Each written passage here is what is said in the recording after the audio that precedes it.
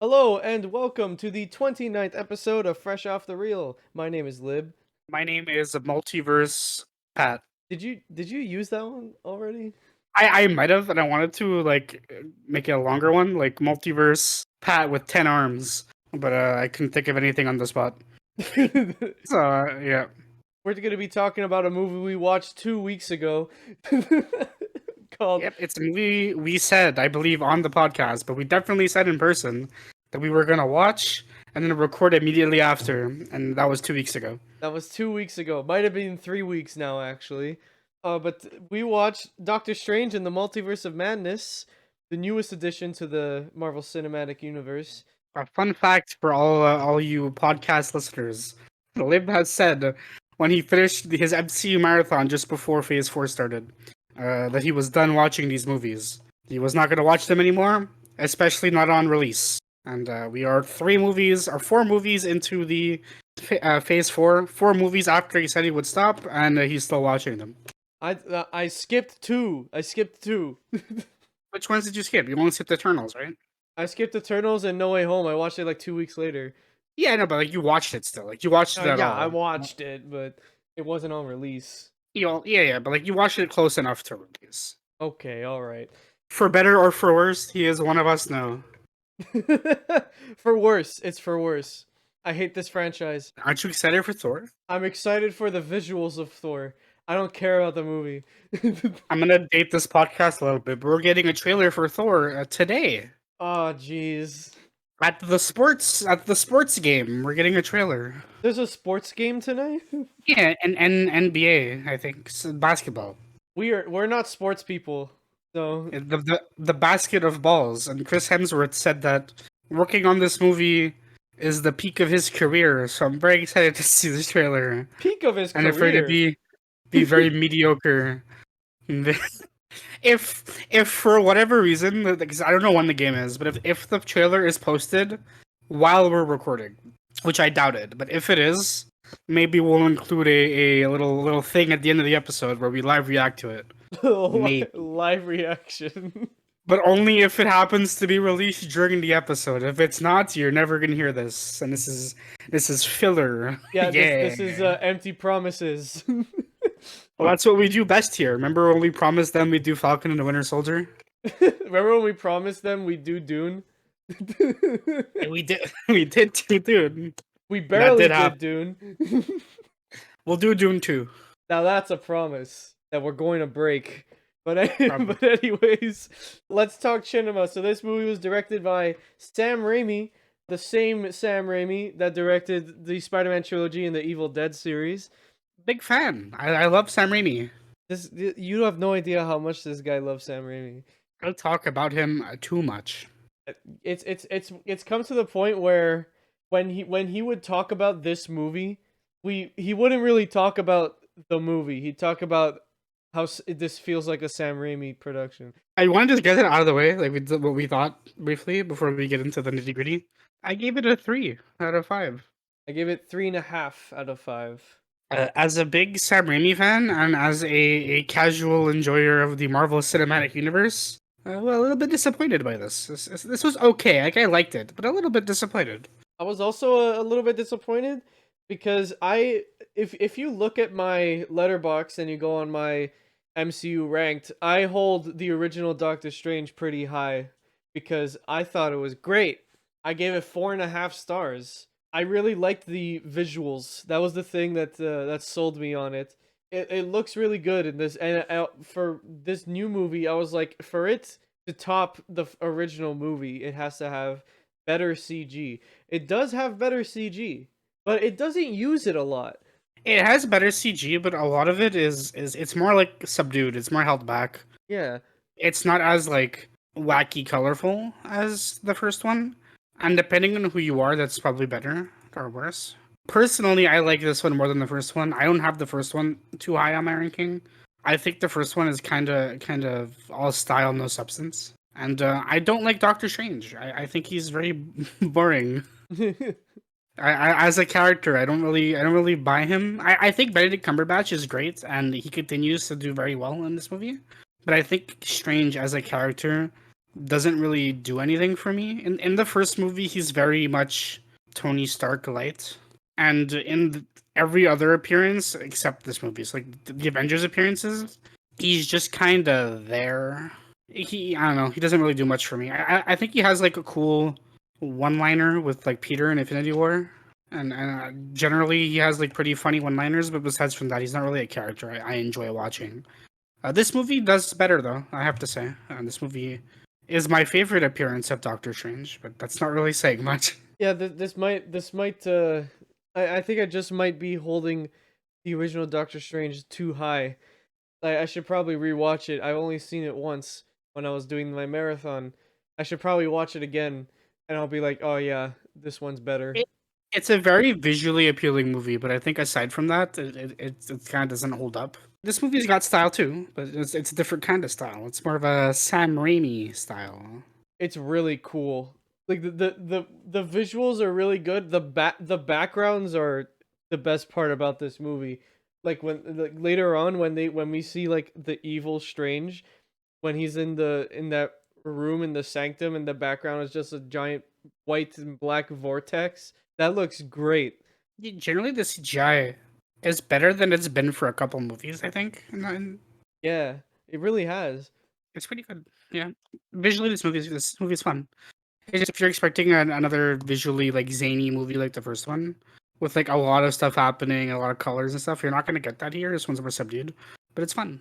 You know what this movie made me realize? Made me realize how rushed the shows feel, the Disney Plus shows. In terms of like In terms of CGI. the CG, yeah. Well, they're also working on a much smaller budget. Right. Since the last episode, we did get the trailer for She-Hulk, and the CG looks awful. It looks awful, yeah. Although, like, I've been seeing a lot of takes on Twitter.com, everyone's favorite site for sharing opinions. People were comparing like Yoda in the prequels to She-Hulk. What? Like Yoda looks like infinitely better and blah blah blah. Like that was the take, right? There's like CGI from the '90s was better than this Marvel show from 2022. And I think the problem with that argument is we're talking like you're comparing a movie budget, even though it's a movie from like the '90s, early 2000s. It's still a movie budget versus the show, and it's also a Star Wars movie budget. Yeah. And you can make the same argument, or like, oh well, it's a Marvel TV show budget, right? But yeah, I think a Star Wars movie budget, even in like '99, is higher than a Marvel TV show budget in 2022. Probably. And they also like they like the Yoda's model is like really good. I think that's like a standout in those movies because not all the CGI in those movies is as good as Yoda. Let's not even pretend that's even a little bit true. Yoda is an exception towards a lot of bad CGI in those movies. Oh well, they were able to make a model this good in the '90s. Why couldn't they do one for She-Hulk, right? Because they're both green, I guess. I guess. But like we're comparing two different budget sizes. We're comparing like two different like the team behind the Star Wars movie is a lot bigger. Like the VFX team is bigger than the She-Hulk VFX team. You know. Anyway, that was a weird tangent. I'm sorry. Yeah, that Doctor was. Strange. Yeah. Doctor Strange is not green. No, there's barely any green in this movie, really. A lot of red. A lot of red. But let's read the plot synopsis here. So do you have it pulled up? Oh, this is really short. Okay, anyway. Dr. Stephen Strange casts a forbidden spell that opens a portal to the multiverse. However, a threat emerges that may be too big for his team to handle. This isn't even true. His team. Who's his team? Well, like America. I guess him in America. That's Wong. Oh, Wong. He's barely in the adventure. He doesn't cast a spell in this movie. Like, I guess the Darkhold, but yeah. And unless this is referring to the No Way Home one, but sure, I guess. I guess. Honestly, but like the No Way Home spell doesn't have anything to do with this movie. Wait, hold on. Was that the end of the synopsis? Yeah, that was it. That was the Google synopsis, not the Letterboxd. They don't even talk about the multiverse in Yeah, like this thing only talks about a thing that doesn't happen in this movie and is honestly a lot less relevant to this movie than I thought it was going to be. Because like the multiverse stuff has nothing to do with what happened in No Way Home. So anyway, that's a synopsis, I guess. What's the Letterboxd one? Is it longer? It's a bit longer. I have it up so here.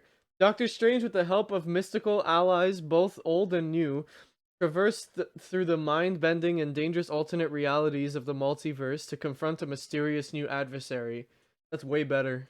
That's way better, but also not exact. I guess you have to keep the quote unquote twist a surprise. My quote-unquote twist. She's in the poster. She's in the poster. The foe isn't exactly a new. She's in the fucking poster. But I guess like we didn't know she was the main antagonist, right? Right. Well, okay, well, let's get into spoiler territory. So, if you don't like spoilers, get out. Yeah, you should probably watch the movie before because it is recent, so it's very possible you haven't seen it. If you haven't, yeah, go watch it. It's good. It's fun time. Go watch it and then come back to talk about your favorite paper salesman. We'll get to that later. Yes, so we will. So, the movie is basically about this kid. Her name's America Chavez. She's like what, 16 or Yeah, something. she's about that. And she's a multiverse jumper. Whoa, because she has like powers where she could open up a portal to go to any universe, but she doesn't know how to control it yet. Oh boy, I wonder what shenanigans will ensue. Yeah, when a certain witch hears about this, she travels the multiverse to find her. And that's the plot. That takes her on a multiversal adventure where she ends up meeting 616 Doctor Strange. And that statement might be a little confusing. I will not elaborate on it further. Yeah, no, we're not gonna get into the Earth numbers in Marvel. The only thing you need to know is the main universe is called 616 in the MCU, as well as the comics. Don't read into it. Anyways, so what do you think about the Scarlet Witch being a villain here? I don't. In my personal opinion, I don't think Wanda is a great villain, but I want to hear your opinions. Or we're gonna differ. Oh, we're gonna 'Cause differ here. Yeah, because I think she's great. Oh, I kind of wish she was more like this in WandaVision. They were definitely going this direction in WandaVision. I think if not for Agatha, this is how she would have ended up in WandaVision, and I'm happy she ended up going this direction. I like her a lot in this movie. I think she's a great villain. I think her motivation, especially because if you haven't seen WandaVision, this movie doesn't really work. It does, it tells you what you need to know, and you do get to see like an insight on how her mind works and how she feels about her kids and stuff. But I feel like WandaVision really is required reading for this for you to really care about her in this movie. But I think with that knowledge, with that like backpack of having seen the show, I think she's really good here. I definitely prefer this over what we all thought was like Strange Supreme from What If was going to be the villain here. yeah. That's what the trailers made it And look like. yeah, and even because like the evil Strange in this movie isn't the same one from What If, and even him like I think Wanda would have worked as a better villain than did work as a better villain than this evil Strange. But yeah, I think she's really good here. I like her a lot. Another fake out quote unquote villain is what's his name? The Mordo? Is that his name? Mordo, yeah. Mordo? Yeah, another fake out from the comics. Mordo is criminally underused in these movies. Fun fact, apparently, I read this on Twitter, so like, I don't know how true this is, but apparently there's a deleted scene where Wanda kills him Really? in the main universe in 616. Yeah, Oh, come on. Like look, I know Marvel really likes to pick and choose what to put in their teasers for the next movie and for like the after credits scene. But Mordo was like supposed to be like what it looked like in the first movie was he was going around taking powers away from sorcerers, right? I mean, obviously we never got to see this because Wong becomes Sorcerer Supreme during the Endgame time skip. Yeah. And I love Wong. Like just like I'm just gonna say it now, Wong is like one of my favorite MCU characters at the moment. But I think Same. Mordo probably should have been Sorcerer Supreme, and then they could have like having Mordo be a villain twice, like two movies back to back, would have been weird. But like maybe for Doctor Strange 3, Mordo could have been the villain again. Although we are going back with Dormammu, more on that later. So maybe Mordo will come back. That scene was deleted, so he might still be alive. We'll have to see. Yeah, we'll see. If it's included in the Blu-ray release though, like not as a Yeah, deleted then scene, then that's what yeah, happened. then it's like it's canon. Yeah. So let's here's hoping Mordo's still alive because I actually really like him. I think he's I like cool. him. I like him in this movie. Yeah. In this movie too. He's part of the Illuminati in this Or movie. the wasted potential. Yeah, the wasted the wasted potential. That's what I'm gonna call it for the rest of this episode whenever we talk about the Illuminati. Because I'm gonna be honest, saying the word Illuminati kind of means something else. Yep. I also really hated that joke where they were like, "Oh, Illuminati," and then Doctor Strange was like, "Illumawati." That was I think that was the worst MCU joke in a while. It's been a while since an MCU joke hit me that hard, But but that would that's hurt. worse than Scooby Doo this shit. Yeah, because it was Scooby Doo. If it was Scooby Doo this crap, it'd be worse. But because he said Scooby Doo this shit, I'm like, okay. He said a bad word. But Illumawati, it hurt me emotionally. Illumawati. That reminds me of Everything Everywhere All at Once for some reason. A better multiverse movie.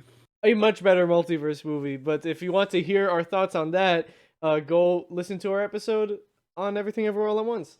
I believe it's episode 27. Yep, that's the one. So going back to Scarlet Witch, because we kind of trailed off there. So her main motivation in this movie is something I expected. She misses her kids and she wants them back. That's totally something this universe Wanda would want. Yeah, like if you've seen WandaVision, you really get to see her relationship with her kids kind of develop, and it's definitely something. Because we don't have the mutant stuff in the MCU, with an asterisk on that. We'll get more on that later. Mm-hmm. But because that was like a big thing about Wanda in the comics is she's like the opposite of Magneto, where like Magneto because she's not a villain in the comics, she is a hero. But whereas Magneto wanted to like kill all humans, Kill all basically, humans. or like enslave humanity for like treating mutants the way they did. He wanted mutants to be the superior species. What Wanda wanted to do, her big story for her is House of M, which was instead of like enslaving humanity or putting mutants on top, she just wanted to turn everybody into mutants.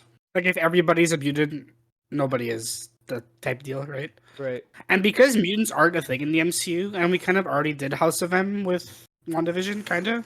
The only other route they could have taken her at this stage is let's build on that relationship with her kids. So and they do it well here. I think it makes perfect sense for her to go this direction. This character is built a lot on her losses. She lost Vision, she lost her kids. She just wants her happiness back, you know? And it works out. And I think it also like balances out well with the Infinity War decision Strange makes. It comes up in this movie where like she decides to sacrifice everybody to save everyone. Right? But like it's like Strange was able to make a decision like that because he doesn't understand what loss is. It is like her argument, really. And the same with like the guy at the wedding, that's his argument as well at the start of the movie. Where it's like, oh, you could make that decision. You made that call because you don't know what loss is. But here we are, everyone lost things except you. You know. And I think it works well. Yeah, but I just think the execution on screen is not great. I don't think she really portrays the villain part of like playing a villain, you know. Well, the thing with Wanda is from her perspective, she's not the villain. She's just a mother who wants her kids back. Like the thing about Wanda in this movie is she's not evil, but she's doing evil things. Right, but we spent the entire other movies building this up, kind of. But she's always been doing good things. She's been doing good things only until WandaVision. Like WandaVision was kind of her like breaking point, right? Is like she's lost so much over the course of these movies. Like she lost Quicksilver. She blew up Sokovia. Then she lost Vision. She lost her kids. She lost her life. It's been boiling over for a long time, and then WandaVision was the point where she finally like snapped. Yeah, but I just don't like that this is the only movie where we see her as a villain, and then she quote unquote dies at the end. Oh, she's not dead. That's why I said quote unquote. Yeah, she like guys, like spoilers. She dies at the end, kinda. There are 2 characters in this movie that die from giant falling rocks. Yeah, no body, not dead. Like she'll be back. There's no way they introduced like fucking Charles Xavier, and we're gonna start getting like mutants, and then they're gonna kill off both existing mutants that were in the MCU. Like one's been dead for a while, like whatever. Quicksilver's not coming back, but like Wanda is an easy like connection to those mutants. There's no way she's not coming back. Plus, Elizabeth Olsen has like said shit like, "Oh yeah, I'm down to do more Wanda stuff," and she's probably fine. Like I'm not too stressed. Will she be an Avenger? No, I don't think so. I think it's gonna be a situation where she's either gonna be an X-Men or be a villain. Well, she has to be a villain now, right? This can't be the only movie where she's a villain. Maybe not a villain because like at the end of the movie, she kind of like sees where she went wrong, right? She sees the flaw in her approach.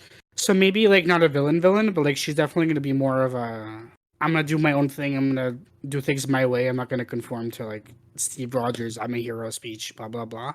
I don't know. We'll have to see, but I definitely don't think it's the last of her. And I think personally, I think it's fine here. Yeah, no, I just didn't.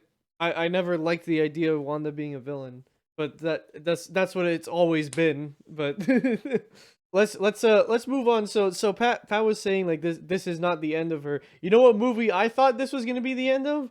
Wong. But nah. No, Wong needs to come back in every Marvel movie for the rest of time. I don't care if he doesn't fit. I just want Wong in it. Okay. Sorcerers, fortify your minds. I love him. I love him. He's such a fun character. I want to protect him. When we thought he died, when he was like thrown off like the side of that mountain, I was actually sad. Like like when the Illuminati got fucked up, not sad at all. Didn't care. When Wong was we thought he was dead, sad. No, I knew he wasn't dead. Like he fell off, and then we cut to the next scene. It's like, okay, that's not. If he was actually dead. When they were like the fake death, I'm gonna call it a fake out death. I was sad. I'm like, no, please, yeah, I need Wong. I can't watch these movies without Wong. You think I'm gonna watch She-Hulk if Wong's not in it? No.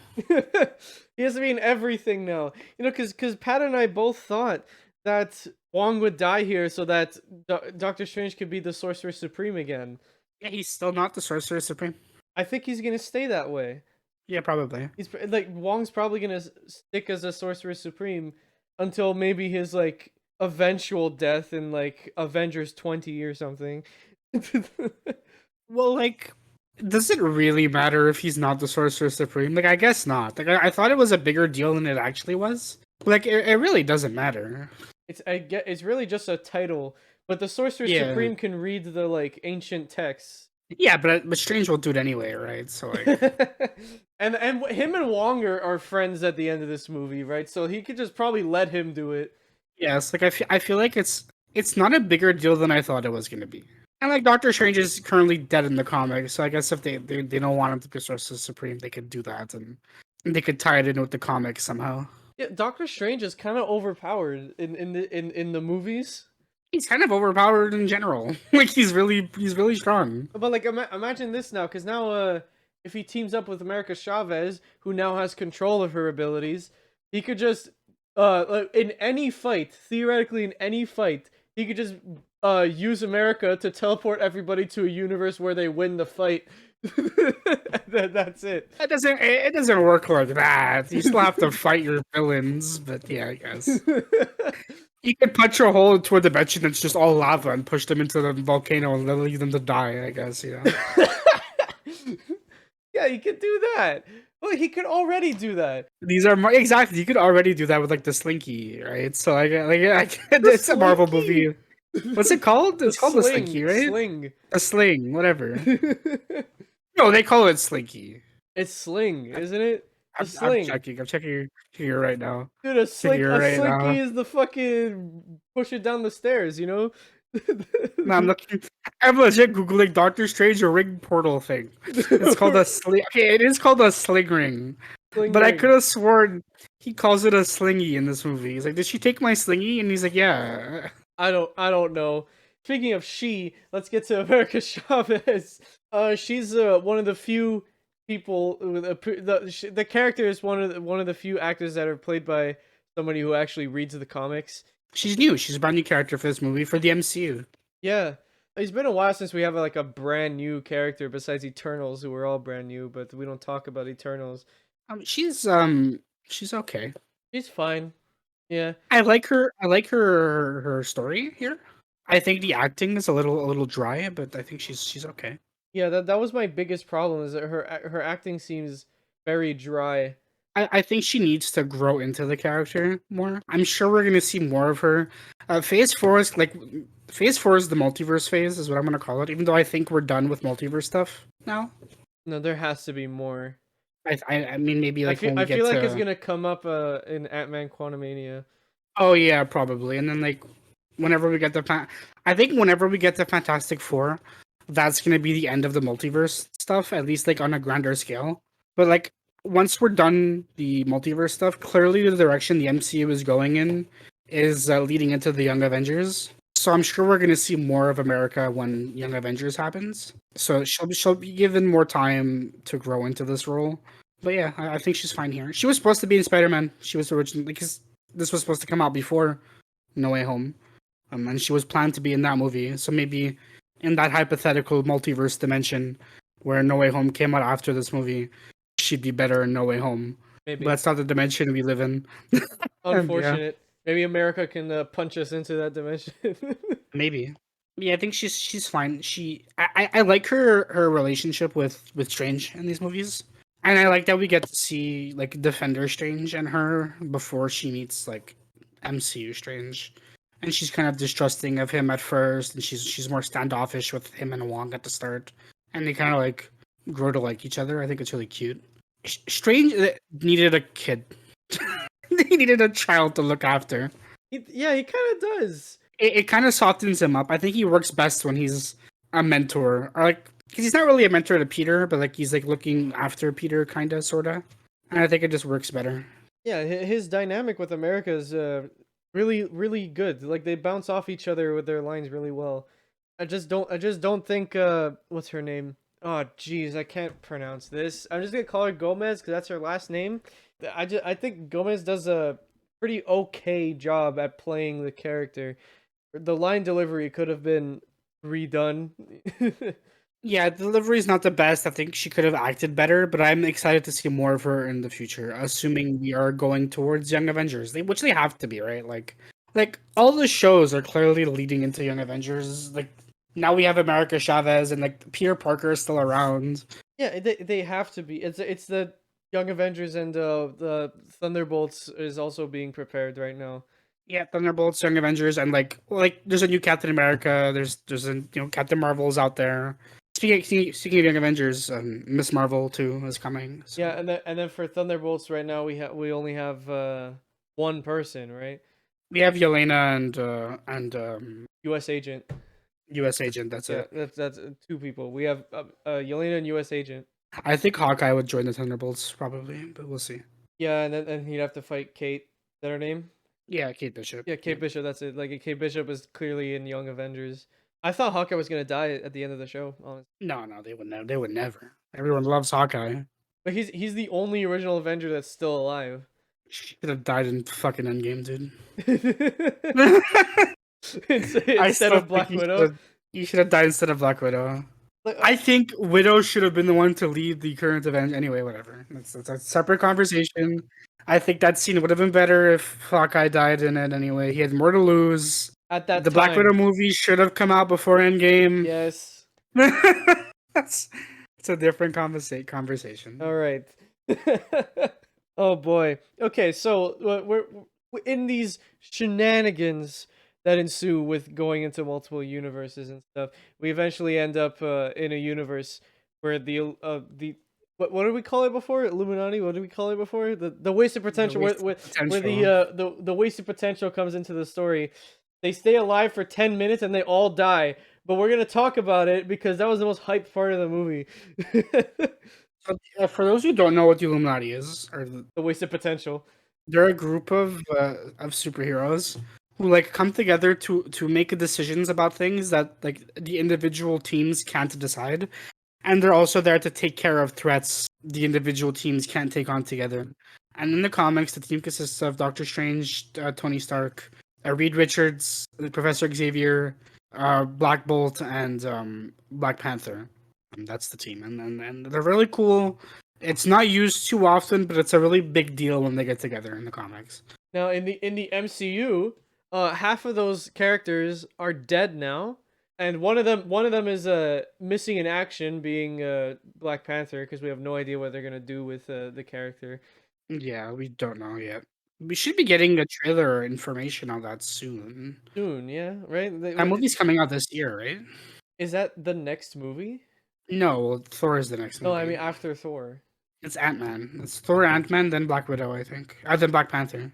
Well, anyways, the Illuminati in this in the MCU, or at least in that universe, because this is in a different universe, Yeah, it's in a different universe. but we could assume it's the same people. Their role is the same. Oh no, we can't assume that because some of those characters don't exist in the MCU. Oh yeah, Black Bolt doesn't exist in the MCU. Black Bolt does. He does. Is Inhumans is still canon, I'm pretty sure. Inhumans is canon? Are you sure? I think so. I think it's still canon, yeah. Inhumans is canon, and a certain bald man, a certain elongated man, and two Elongated. women don't exist in the MCU. Or one woman doesn't exist in the MCU. So in this version of this universe in the Illuminati, it consists of the leader Charles Xavier. I wish they kept that. I wish she was not in the trailer. I really wish they did not put him in the trailer. Yeah, me neither. Like they put his voice, but like still. Yeah, well, you see him from behind too, and like in the yellow chair. Could you imagine if we didn't know? Yeah, that would have been crazy. He's in so little. He's in like I think in both trailers combined, he's in 5 seconds of both trailers. Could you imagine if we didn't know? Because like as soon as we saw him, we knew okay, Illuminati, and then we were able to speculate. Okay, Reed Richards. Okay, whatever. Blah blah blah. Could you imagine if we didn't know? Yeah. I would have lost my mind if I saw Patrick Stewart. I mean, I did. still lost my still mind. lost- I still I lost still my lost mind my mind. because for me, I didn't know what the Illuminati was. I didn't recognize Patrick Stewart's voice in the trailer. I had to ask Pat who that was. I was so like I lost my mind. But if I didn't know, I would have like leaped out of my seat. That would have been crazy, but there he is. Mordo is in the Illuminati for some reason. He's the only one that kind of sticks out. Mordo is replacing Strange. Like, is in that universe that Strange died after they beat Thanos? Yeah, because in that universe, Strange was evil. They don't really explain, like, because like they killed Thanos on Titan in that universe. So like, did the snap not happen? Yeah, the snap didn't happen in that universe. Well, Strange fucking lied then. I thought he said there's only one possibility. There's clearly other multiverses where they had other options, bro. Why don't you go find the bald He guy? probably left out the multiverse where he dies in the end. Yeah, but no, he got snapped anyway. Oh well. Oh, Shit. Why did none of those universes tell him about the bald guy who can read people's minds? Maybe that universe is because Mordo's the Sorcerer Supreme in that universe, right?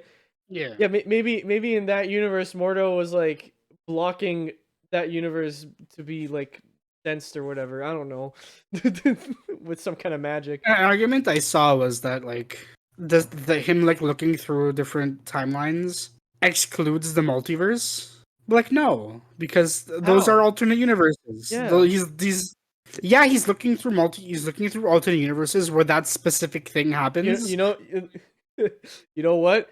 Because like he looked through like what's the number 14,305. That universe with the Illuminati was the 14,306th. He could have looked through one more. He stopped counting before he got to Reed Richards being able to do something. Yeah. Who else is in the? So we got Black Bolt from Inhumans. The actor from Inhumans reprises his role. He's good. He's I like good. him for like the 2 minutes he's in the movie. I like him. We have Captain Britain. Captain Britain. Is that her name? What do they call her? Captain Carter. Captain Carter. Captain Carter. Captain Britain is somebody else. The Captain Carter from What If is right there. We have. Although we still don't know. We don't know if it's the same one from What If or not. We just know it's another Captain Carter. Okay, we know it's another Captain Carter. We have Captain Marvel, but it's Lashana Lynch. It's not. Yeah, it's Monica Rambeau from WandaVision. I was about to say Alison Brie. That is a voice actress. Alison Brie's a voice actress. Brie Larson. So she's Captain Marvel in that universe. And then we have Reed Richards, The big one. the big one who was played by the fan cast John Yeah, Krasinski. the fan cast John Krasinski. He's the one I want to focus on as in terms of performance Yes, me too. because he's the new one. I mean, like Monica Rambeau's new, but we've seen her in other Marvel things. Yeah, everyone in the Illuminati we've seen before except John Krasinski as Reed Richards. Yeah, I think he looks perfect. He looks perfect. He's Except the suit, I think the suit sucks, but I think like the body type is his face. He looks perfect. this is my problem with it, okay? The Office is my favorite show, and when I see John Krasinski, all I could think of is Jim Halpert. So when he was sitting up there speaking to Strange, all I could think of was Jim Halpert. and his voice comes out and it's like that is not Reed Richards. I don't know if you're gonna agree with me on this, and I don't know if this is a hot take, but I didn't love the performance here. I think he was really. He's not in the movie long. He's in maybe like a couple minutes. Spoilers: the Illuminati here is used for shock value to have like one to slaughter them. So he's barely in the movie, and maybe if they keep this casting for the MCU Fantastic Four, which I don't think they're gonna do, but if they do keep this casting, maybe he'll grow into the role more. But I feel like this performance was really phoned in. He went from a fan cast I wanted and loved to a performance I saw didn't love. You know.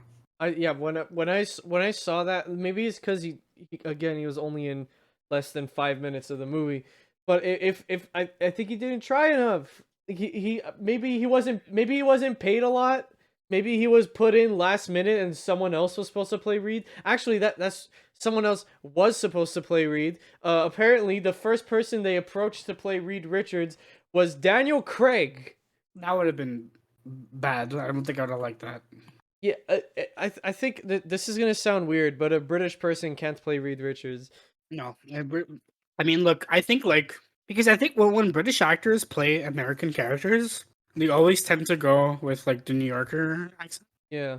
and like Reed's from New York, but he doesn't have an accent, and I don't think Daniel Craig would have been able to do a neutral speaking American voice. Probably I've never heard him use an American voice before, except for like Knives Out, but that's That's something an else. intentionally like over the top accent. There's been a murder. He's like that. So like, imagine he did that up there with Reed Richards. I don't. This is gonna be like insulting a man I'm never gonna ever speak to in my life. But like, I don't think Daniel Craig can play a character like Reed Richards. Like, he doesn't sell it to me. Like, as like being the smartest man on the earth, he doesn't sell me as the smartest man on the earth. Yeah, speaking of smartest man on the earth, He's an idiot in this movie, by the way. Just putting it up there. yeah, the entire Illuminati are idiots because they're like, yeah, they're like, oh, it's just a witch. We could kill her. We killed Strange and and fucking Thanos. Reed Richards like walks up to Wanda super fucking casually after he was warned, and then is like, Turned into spaghetti. yeah, like I'm gonna tell you what Black Bolt can do. I'm gonna tell you what his powers are, and then he expected things to go well. Black Bolt's death scene. This is where Sam Raimi popped off. Black Bolt's death scene was fucking terrifying. That reminded me a lot of in the first Matrix movie where they close up Neo's mouth. Yeah, Yeah. Oh my god. it was gross, and even like Wanda tearing through the Ultron bots was like it was so sick. Oh, it was so And cool. like I think that for me the best kill was Captain Carter because Wanda split her in half with the shield. Oh, I think it's either that one or Xavier. That he's just like they're in a white room and he's dressed like Steve Jobs. Steve Jobs. It's just like a pure white room and you see like the red fog coming from off camera. And like you know what's gonna happen and she like snaps his neck. Oh, it's so cool. It's so cool. And then like we already said Reed Richards, he turns them into like rubber bands. and then and like this was a really cool like little detail, but he's the smartest man in the universe. She popped his head. Popped the head of the smartest man in the universe. Like that was pretty funny. I think like as much as I wanted the Illuminati to be more important, I understand why they're not. But like it was cool to watch them die. Yeah. Oh, and also for Captain For Captain Marvel, she was the second character in this movie to die from a giant falling rock. She just got splatted. It was cool. I think Mordo lives, right? I don't remember him dying. Mordo Mordo escaped, I think. Yeah, like if he has like this hand-to-hand fight with Strange, which is somehow one of the best like hand-to-hand choreographed fights in the entire MCU, by the way. Yeah. and then we don't see him again. At least I'm trying to think of it. I don't think we see him again. He doesn't confront Wanda. No, he probably lived. He probably lives. But Yeah, because they it go on doesn't the really beach. matter. We're never gonna see that universe again. Yeah, the Illuminati is kind of wasted here. They exist to die. It kind of sucks. But their deaths were really cool. Yeah, they were great. Like it was so fun to watch. The best part, the part that was really fun was when we were walking in. There were parents holding children walking into the theater. And that was just funny to me. Kids shouldn't be watching PG-13 movies. I know it's a Marvel movie. I know it's a stupid superhero movie. But hey, if it's rated PG-13, maybe you shouldn't take your young impressionable kids to see it. Yeah, because there's a lot of I saw on Twitter it was trending a few days after the movie came out that people were like, should this movie have been rated R? No, you know what the problem is? The problem is the parents take their 6-year-old to a PG-13 movie and expect them to like it. And then they complain on social media when they're like, my kid was scared. Well, yeah, but you were warned, right? Like the movie's rated PG-13. Come on, man. Is your child 13? No. Then don't bring your child to the Because, movie. because I don't think it's anything like if I saw this when I was like a young teenager, I would have like it would have spooked me, but it wouldn't have like traumatized me, you know? Wasn't that during your edgy phase when when you were reading Watchmen? We don't talk about my edgy face. Yeah, I think if I saw this when I was a teenager, like I would have been fine. Whereas if I saw this when I was 6, like fucking the jump scare in like Spider-Man 1 where like Green Goblin pretends to be an old lady, that scared me when I was 6. Me too. Something would have terrified me. But like I think like if you're age appropriate to have bought a ticket yourself to see this movie, it wouldn't it's like it's fine. It's scary, kinda.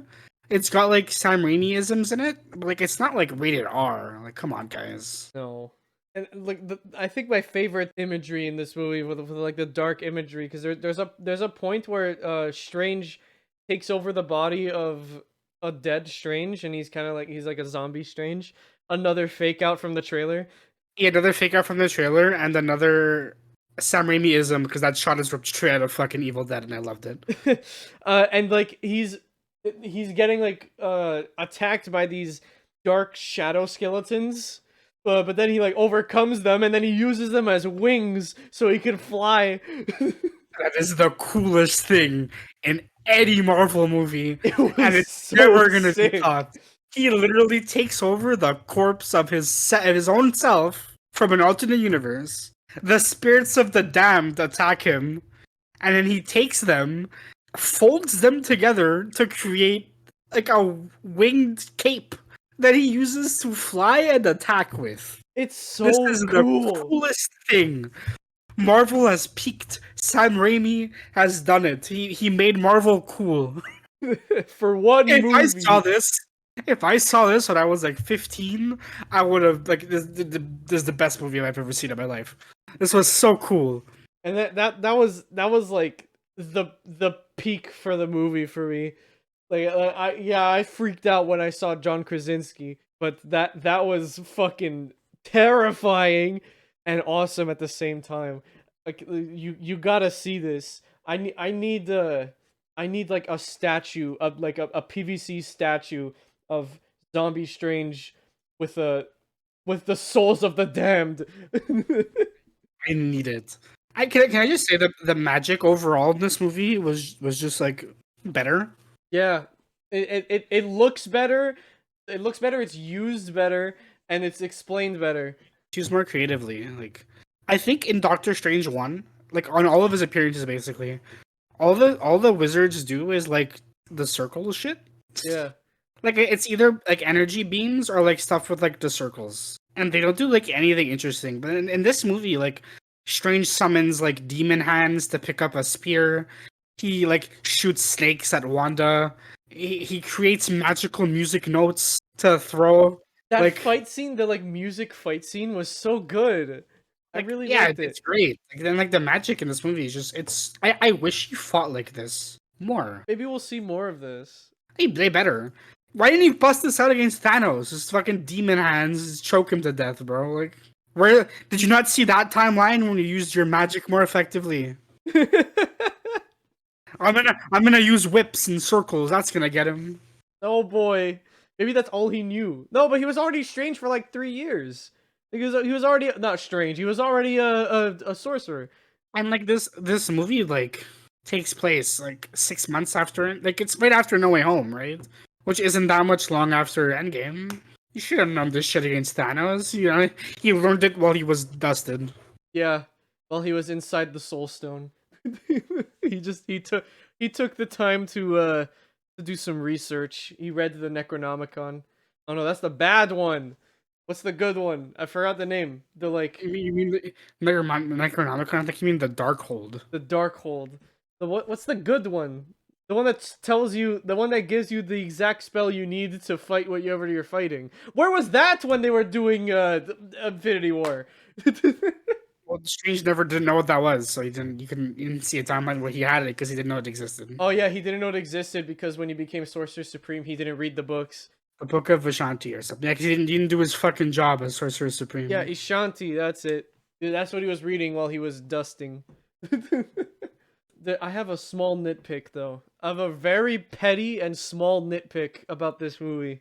Maybe I'm just being stupid and this was resolved a while ago, but Strange's hands are okay now. Yeah, you're stupid. This was something a while ago. Like I noticed it when he was like looking at his hands. Some like in one of the scenes, he's like, "It's like why are they not shaking?" It was resolved in the first movie. Wasn't his hands still shaking at the end? No, when he became a sorcerer and he learned how to use magic, he could use his hands now. Oh, okay. And he's been using his hands since like his second appearance was probably Infinity It War. was Infinity War. Okay, I'm just stupid then. It's a dumb handicap that doesn't matter. Like it was for the sake of the plot, not for anything else. I thought that was just part of it. Like that was part of his character. It was. He became magical. Damn, he's a wizard, Harry. You Literally, he's a sorcerer. have to watch those, I do Pat. one day. You have to watch them. It's almost the first of the next month. God damn it. Okay. We forgot to talk about Christine. Remember Christine? You there? Hello. You there? Oh, Uh, no, it was so dark. What the fuck? My mic unplugged itself. I thought you were doing a bit about Christine. I don't know. I literally said who? Who's Christine? The love interest from the first movie and this one too. Oh yeah. The lady, she works for the Wasted Potential in that one universe, and she was getting married at the beginning of this movie, which we also didn't talk about. But the beginning of this movie is phenomenal. I loved it. That's when Strange and Wong are fighting the octopus thingy with the big eye, who has a name I can't remember right now. It happened again. Okay, there we go. I'm back. Hello. My mic is fucking up. Yeah. Oh, that's great. That's good timing. No, I fixed it. We're all good. You want to hear my opinion on her? Yes. I don't care. So my big issue with the Doctor Strange What If episode is they're banking a lot on this relationship that the movie didn't care about. Right. Like I know they're in love and well, like she loves her and she loves him, but because of his quirks, they can't be together, and that's like a plot point in the first one, right? And it extends into here. But I don't think that relationship was as important to the first movie as that What If episode thought it did. Like if she's dead, so Strange becomes evil. Like I don't think that relationship was expanded on or built up on or like developed at all to the point where that would be a feasible outcome. And I think this movie handles their dynamic better. Like they actually have a fucking conversation in this movie about how they feel at the start. And like Strange has this like I don't want to call it a romantic subplot, but like it has a subplot with the Illuminati universe version of her. And at the end, he tells her, like, "No, I love you in every universe." which I think is a much better line than "I love you 3000." By the way, you could sue me all you want, Iron Man fans. I don't even like that line. I think it's very stupid. I like "I love you 3000," but I like "I love you" in every universe. I think it hits home more in this movie than that one did. I don't even know what's the 3000 part coming from. Where's that from? It's from Tony says it to Morgan at the beginning of Endgame, or like when he's introduced in Endgame. Yeah, I know, but where? No, I know where the line comes from, but where does the number 3000 come from? It's just a big number. Okay, yeah, no, Like when kids like, "Oh, I love you this much," and like they spread out their hands, right? And it's like, "Oh, well, I love you 3000." That's even bigger. It's just like it's for kids. I don't like that. I thought it was cute, but I like this line a lot more. It's "I love you in every universe." I think it's a harder hitting line. It makes more sense too. And I also think, yeah, in context, it makes more sense. Doctor Strange is bitchless in every universe. I really like hating on Endgame. It's fun. I do too. Honestly, it's getting more and more. It's getting more fun the more MCU movies come out. Oh boy. Maybe one day, Endgame. Maybe one day. Maybe one day I'll actually give you a star rating, but for now, you still don't deserve it. Yeah, but right now, yeah, right now, I think Christine is better in this movie overall. I really like her wedding scene at the Yeah, beginning. because well, she has stuff to do in this movie, outside of like her just being the love interest and being a doctor. 'Cause she like in the universe with the Illuminati, she works. She's like she works for the wasted potential. The Illuminati, yeah. But she also like she comes along for the journey from that point on. She actually adds to the story. She helps Strange. She Yeah, she helps Strange when he's like taking over the zombie body with the Darkhold. here's the thing, right? Christine in this movie speaks to Strange like a human. I don't know how, like, you've only seen the movie once and it was a while ago, so I don't know if you remember or can even agree with me. Yeah, she treats him like a baby. But no, she speaks to him like a character in a movie. Huh. I don't know. In this movie, she speaks to him like a human. Like they have conversations that you could realistically have with somebody. Whereas I feel like in the first movie, she's very patronizing all the time, and she speaks to him as if they're characters, not like they're people. And I know they are characters, but for characters to sell me on the fact that they're like believable, they have to like be human, right? Right.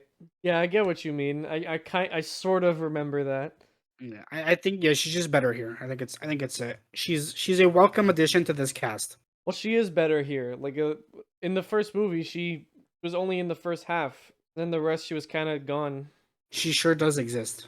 And like, I really like that Strange wasn't being super petty and being like an asshole at the wedding. Like he was like genuinely they're friends now. You know.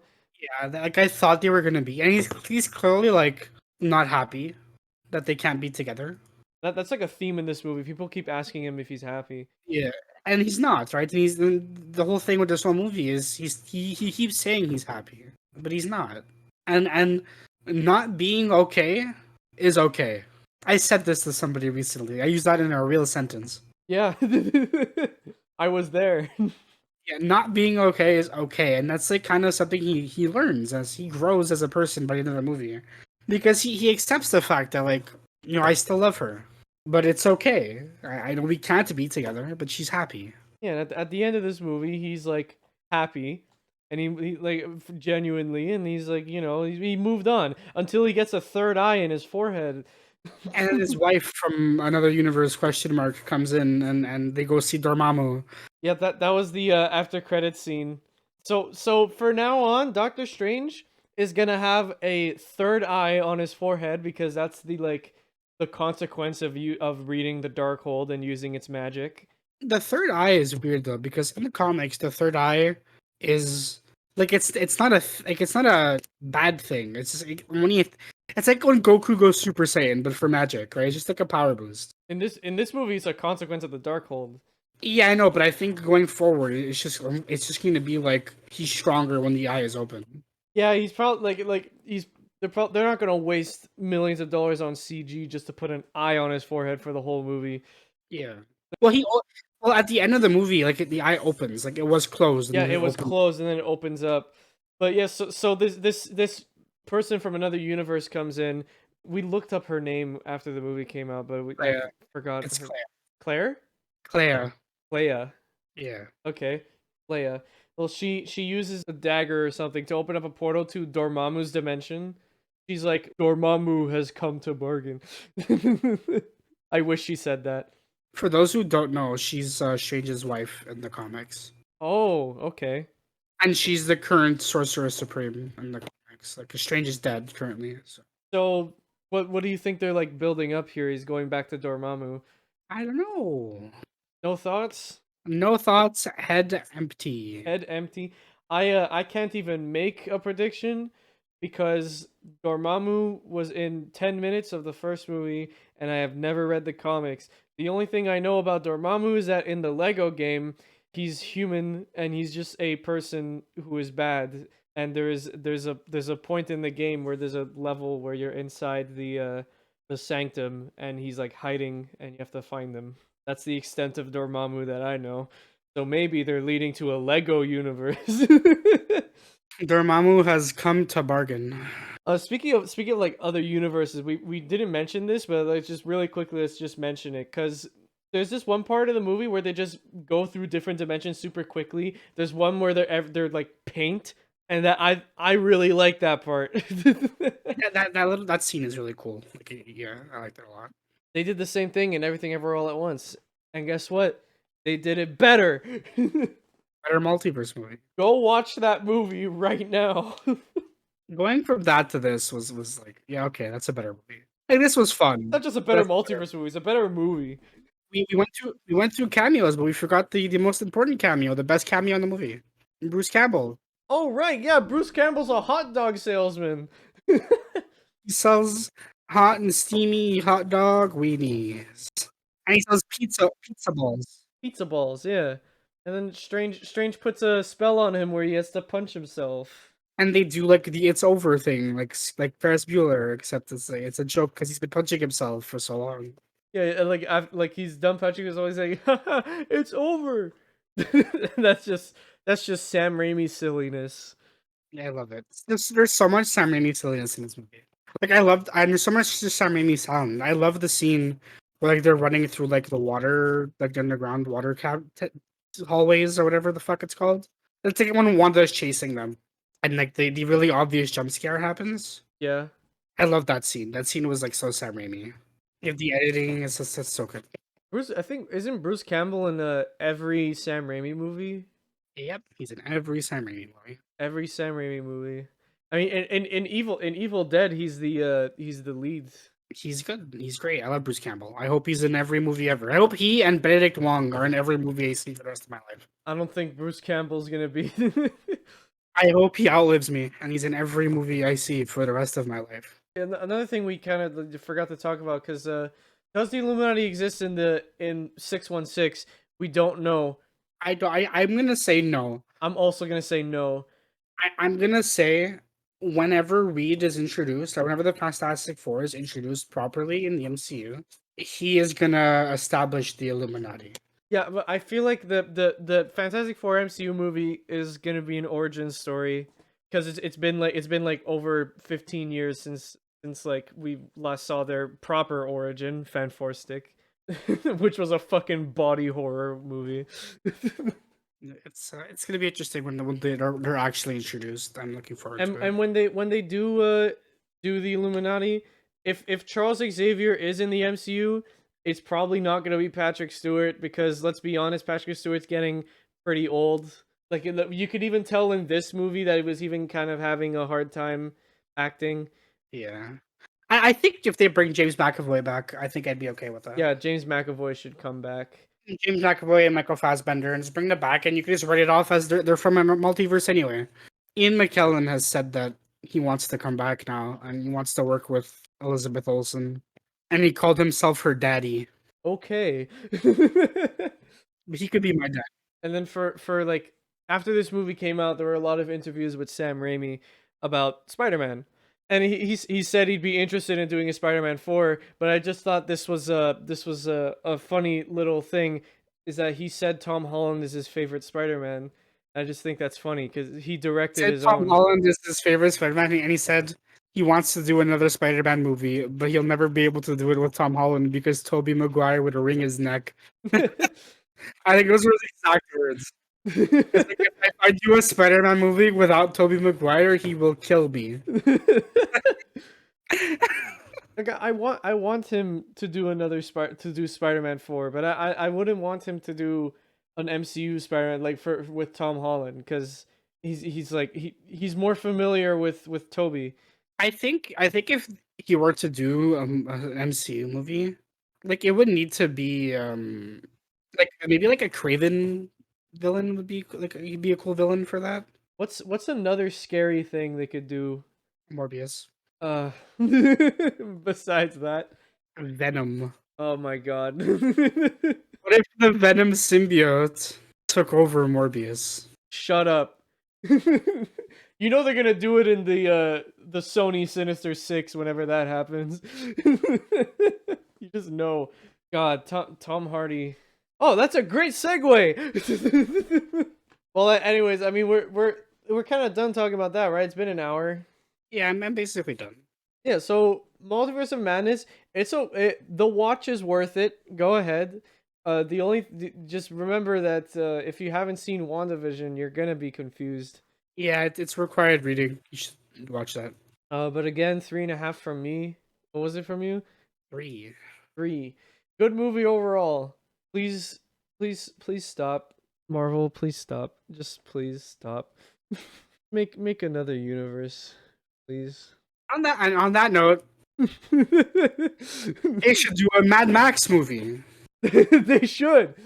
They should do. Oh, there's a story called Dark Ages, where like all the lights go out and all the superheroes who like use technology like become like steampunk versions of themselves. It's basically Mad Max. That's a segue. Here's a thought. How about a movie where every superhero dies and the world becomes normal again? The end. But I think you're a superhero, Lib. Well, before we move on to backlogged, we're gonna just mention that we're not doing hot off the presses this episode. Yeah, we're doing a little test, so no hot off the presses this week. No hot off the presses this week. And if it feels good, we might never do hot off the presses again, but we'll get into it when we make the final decision. Yes, sir. This podcast is still in the baby steps. We're 29 episodes in. That's still 29 episodes young, right? So Yeah. we're still figuring things out. And we still suck at it. But we'll get it. We'll get there. We'll get there. But now let's move on to Backlog, the segment where we recommend each other movies to watch for the next episode. So Pat, take it away. So a couple weeks ago, Lib recommended me. I'm just gonna jump into it. He recommended me Mad Max Fury Road, a movie he was surprised I haven't seen. A movie I'm upset at myself for not seeing as late as I did. Like I think this movie is great. Just straight up, this movie's fantastic. I gave it 5 stars. It is on my top 50 favorite movies. Yes, I gave him a banger. He did it. He gave me the ultimate banger, and because of this, I'm very excited for Blade Runner 2049. You know, Pat, we always make jokes about me having terrible taste, but then I told him to watch this movie and Blade Runner. You do have terrible taste. Sometimes are terrible. I also have terrible taste, and sometimes they align. See, that was cute. Yeah, I guess this is one of my favorite movies ever made. If I had like a top 15, this would probably be up there. And I'm about to say something.